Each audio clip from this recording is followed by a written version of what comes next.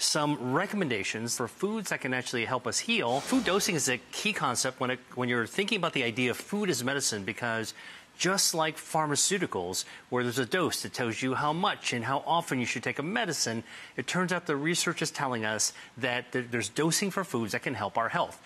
Here's the key thing. The research is showing that we don't have to eat ridiculous amounts of foods to get the benefit from them. The amounts that actually work are very reasonable that we can do in our kitchen. So what I wanted to do today is actually share with you guys some recommendations that I have for foods that can actually help us heal and their doses. So the first food actually is navy beans. This is a simple old can of navy beans, and the dose is actually 5 cups per week. 5 cups per week. So that's less than a cup a day. Can you use a cannellini or a chickpea? Well, like ones that I already have? Yeah, well, it's the same family. They're all it's all related. Yeah. Yeah, okay. So what is it good? What is it actually good for? Well, it turns out there's a medical problem called metabolic syndrome, and this is a dangerous cluster of conditions like high blood pressure, high cholesterol, high blood sugar, and too much belly fat. So there's a lot of people who actually have this, and it's a setup for heart disease and diabetes, which we all want to kind of avoid. Heart disease is the #1 killer. That's right, #1 killer. Okay, so there was a study done by the University of Toronto. They took people, men and women, who actually had metabolic syndrome, gave them 5 cups of navy beans per week for a month, and found that it could actually smooth out your metabolism. And for men, it lowered bad cholesterol, LDL, by 18%. But you get this, and you got to wait for it. For men and women, navy beans actually shrank their waist size by 1 inch. Wow. Just eating more white beans. That's right. All right, so we're going to talk about tree nuts. I'm nuts for nuts. So tree nuts, pistachios, walnuts, almonds, macadamias, pine nuts, which I know that you love. Well, I love pistachios too, Sicilian. Come on. So the point is that it's not one thing. It's a whole family of delicious things. What's the dose? The dose of nuts is 1 ounce twice a week. 1 ounce twice a week. Twice a week. All right. So what's the research? And we're going to talk about cancer, so it's really serious now. Well, can you have more than that? Because if I used only 1 ounce of pine nuts, I think I wouldn't want to eat the dish. More is going to be more delicious. Is more, right? Well, and so here's the thing.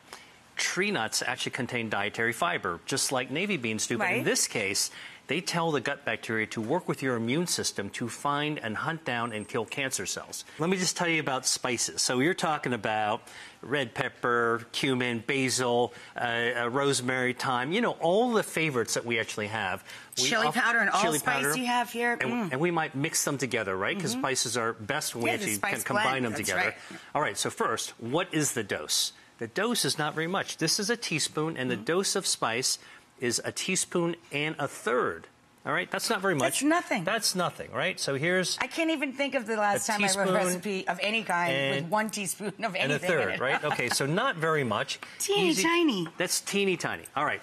Well, so what's the benefit? Blood pressure. One of the most important things we can do for our health is to manage our blood pressure, right? High blood pressure, danger for heart attack, for stroke.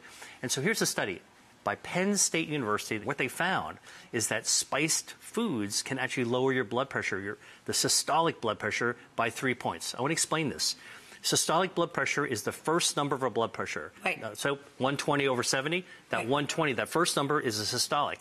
140 is when your blood pressure is high and in the danger zone. Right. For every point you can lower it, you lower your risk of stroke by 5%. Wow. So something like spice mix that makes our food taste better also makes our health better. I got 2 bonuses for you today. All right, so when it comes to blood pressure, and this is not exactly a pantry food, but I'm going to talk about them anyway. So spinach and beets. Yes. First, the dose.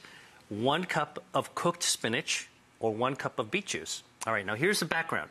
Can you just have a beet? You could also have a beet, too. Spinach and beets grow close to the ground. They absorb a lot of nitrogen from the soil, very natural. When we eat spinach and beets and we chew them, this is why you want to cook it really tasty, right?